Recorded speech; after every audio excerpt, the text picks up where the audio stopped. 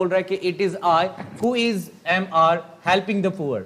दोस्तों इस वाले सेंटेंस में देखेंगे हु आपका क्या है, रिलेटिव प्रोनाउन है। और मैंने ये कहा है रिलेटिव प्रोनाउन के ठीक पहले वाला वर्ड को एंटीसीडेंट कहते हैं और उस वर्ड के अकॉर्डिंग हम लोग वर्ब का सिलेक्शन करते हैं। तो दोस्तों हु के पहले वाला वर्ड क्या आई है, तो आई के लिए हम लोग क्या लगाते हैं, एम लगाते हैं। यहाँ पे आर और यहाँ पे इज का यूज हम लोग नहीं करेंगे। आपने देखा होगा, आप में से कई लोग पहली बार देख रहे होंगे कि हु के बाद हम लोग एम का यूज किया हमने, मतलब हु के साथ हमने एम का यूज किया है, लेकिन ये एम हु के लिए नहीं, ये आई के लिए आया हुआ है। तो ऐसे इंटरेस्टिंग वीडियोस के लिए आप हमें फॉलो कर सकते हैं बिना देरी किए हुए। तो नमस्कार दोस्तों, मैं हूं पवन राज और दोस्तों आज की क्लास में हम बात करने वाले हैं वर्ब से रिलेटेड कुछ कंसेप्ट एंड कुछ रूल्स मैं आपको आज देने वाला हूं। आज की वीडियो दोस्तों अंत तक बने रहेंगे, बहुत कुछ सीखने को मिलेगा, बहुत मजा आने वाला है। और जैसा कि हमेशा की तरह मैं टू द पॉइंट बात करता हूं, आज भी डायरेक्ट टू द पॉइंट बात करेंगे। तो दोस्तों सबसे पहले बोर्ड पे आप लोगों को एक क्वेश्चन दिख रहा होगा, he is one of those students who comes late daily। अगर मैं टू द पॉइंट बात करूं दोस्तों, तो इस जगह पे जो कम्स लगा हुआ है दोस्तों, इस जगह पे कम्स ना आकर यहां पे कम का यूज करेंगे। बात करते हैं कि कैसे। तो दोस्तों चलिए डायरेक्ट हम लोग की पॉइंट में चलेंगे। आज के बाद आपको ध्यान रखना है कि सेंटेंस के बीच में जो रिलेटिव प्रोनाउन आता है ना, दैट, विच या फिर हु, दोस्तों हमेशा आपको याद रखना है कि इसके पहले वाला जो वर्ड होता है ना दोस्तों, जिसको हम लोग एंटीसीडेंट कहते हैं, इस वर्ड के अकॉर्डिंग क्या होगा, वर्ब का सिलेक्शन होगा, वर्ब का प्रयोग होगा, वर्ब का यूज होगा। तो ध्यान रखना है दैट, विच, हु के पहले वाला जो वर्ड होगा इस वर्ड के अकॉर्डिंग आएगा, ना कि इनके according. Point be noted.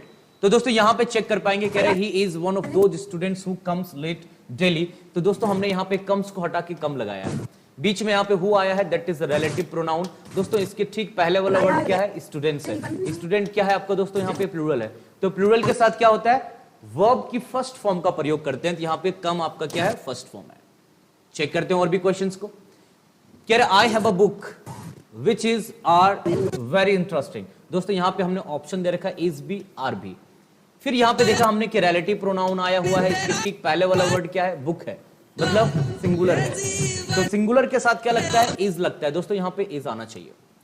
Second वाला क्वेश्चन को यहां पे चेक करेंगे कि विच के बाद भी यहां पे क्या है, इज है और आर है। इस जगह पे मैं आर का यूज करूंगा, जबकि विच के बाद यहां पे क्या लगा है, इज लगा है, और यहां पे क्या लगा है, आर लगा है, क्योंकि विच के पहले वाला वर्ड क्या है, सिंगुलर है, और यहां पे विच के पहले वाला वर्ड क्या है, प्लूरल है। तो दोस्तों जो एंटीसीडेंट होता है ना, उसके अकॉर्डिंग हम लोग क्या करते हैं, वर्ब का सिलेक्शन करते हैं, वर्ब का यूज करते हैं। तो आई होप ये कॉन्सेप्ट आपका क्लियर हो गया होगा, और अदरवाइज नहीं समझ में आया तो इस वाले कॉन्सेप्ट को याद रखिएगा। मैं डायरेक्ट एक ट्रिक की अगर बात करूं, तो ट्रिक हमारा ये कहता है कि सेंटेंस के बीच में अगर आपका दैट आ जाता है, विच आ जाता है, हु आ जाता है, तो दोस्तों जब ये रिलेटिव प्रोनाउन का काम करता है, जब ये रिलेटिव प्रोनाउन का काम करता है, तो दोस्तों इसके पहले वाला जो वर्ड होता है इसको हम एंटीसीडेंट कहते हैं, और इसी के अकॉर्डिंग हम लोग किसका यूज करते हैं, वर्ब का यूज करते हैं। आई होप ये कॉन्सेप्ट आपका क्लियर हो रहा होगा। नहीं समझ में आता है तो कमेंट बॉक्स में जरूर बताना आप लोग, ठीक है ना।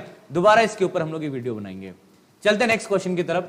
दोस्तों हैव अ लुक, क्या क्वेश्चन कह रहा है, कह रहा है ही और I is am are going to school. दोस्तों यहां पे सब्जेक्ट आपका ही भी है और आई भी है। लोगों को बहुत सारा कंफ्यूजन होता है कि ऐसे सेंटेंसेस में हम लोग किस तरह का वर्ब का यूज करें, इज, आर, एम या फिर सिंगुलर या प्लूरल वर्ब यूज करें। तो लोगों को लगता है आई भी है और ही भी है, दोनों आपको मिला के क्या हो गया, प्लूरल हो गया। तो यहाँ पे आर होना चाहिए, जबकि आर का यूज यहाँ पे नहीं होगा और इज का भी यूज नहीं होगा। दोस्तों यहाँ पे एम का यूज होगा, और ये आई के लिए आया है। यहाँ पे सवाल आता है कि ऐसा कैसे, तो मैं आपको यहाँ पे समझाना चाहता हूँ। आज के बाद ध्यान रखना है कि अगर आपके सेंटेंस में और हो या फिर नॉर हो, तो दोस्तों इसके बाद जो वर्ड आता है ना, इसके बाद जो वर्ड आता है, इस वर्ड के अकॉर्डिंग हम लोग वर्ब का सिलेक्शन करेंगे, वर्ब का यूज करेंगे। इसके पहले वाला जो वर्ड आएगा इसके अकॉर्डिंग बिल्कुल भी नहीं करेंगे। तो और के पहले वाला वर्ड क्या, ही है, इस पे ध्यान नहीं देना है आपको, और के बाद वाला वर्ड जो है उस पे ध्यान देना है। ऐसा ही रूल आपके किसके साथ होगा, नॉर के साथ भी होगा। ऐसे क्वेश्चन में आगे आपको बताने वाला हूं, ठीक है ना। चलिए एक और क्वेश्चन को डील कर लेते हैं। क्वेश्चन क्या बोल रहा है कि it is I who is am are helping the poor. दोस्तों इस वाले सेंटेंस में देखेंगे हु आपका क्या है, रिलेटिव प्रोनाउन है, और मैंने ये कहा है रिलेटिव प्रोनाउन के ठीक पहले वाला वर्ड को एंटीसीडेंट कहते हैं और उस वर्ड के अकॉर्डिंग हम लोग वर्ब का सिलेक्शन करते हैं। तो दोस्तों हु के पहले वाला वर्ड क्या, आई है। तो आई के लिए हम लोग क्या लगाते हैं, एम लगाते हैं। यहाँ पे आर और यहाँ पे इज का यूज हम लोग नहीं करेंगे। आपने देखा होगा, आप में से कई लोग पहली बार देख रहे होंगे कि हु के बाद हम लोग एम का यूज किया हमने, मतलब हु के साथ हमने एम का यूज किया है, लेकिन ये एम हु के लिए नहीं, ये आई के लिए आया हुआ है। तो ऐसे इंटरेस्टिंग वीडियोस के लिए आप हमें फॉलो कर सकते हैं बिना देरी किए हुए। तो चलिए नेक्स्ट क्वेश्चन की तरफ चलते हैं दोस्तों। नेक्स्ट क्वेश्चन हमारा क्या बोल रहा है, कह रहा है ईदर द बॉयज और the teacher has have done this. दोस्तों मैंने बताया आपको कि और के बाद वाले वर्ड के अकॉर्डिंग हम लोग वर्ब का सिलेक्शन करेंगे। तो टीचर यहां पे सिंगुलर है, हैज लगेगा। यहां पर भी और आया हुआ है, तो इसके बाद वाला जो वर्ड है, जो नाउन है, वो क्या है, प्लूरल है। तो मतलब यहां पे क्या होना चाहिए था, हैव होना चाहिए था। यहां पे हैज नहीं होगा, यहां पे हैव नहीं होगा। आप चेक कर पाएंगे कि सेंटेंस, दोनों सेंटेंसेस की शुरुआत किससे हुई है, इधर से हुई है। लेकिन दोनों सेंटेंसेस के वर्ब की अगर बात करेंगे तो एक में सिंगुलर आया हुआ है और एक में प्लूरल आया हुआ है। तो ऐसे ही कॉन्सेप्ट और ऐसे ही इंटरेस्टिंग फैक्ट्स के लिए आप हमें फॉलो कर सकते हैं। नमस्कार दोस्तों, थैंक यू।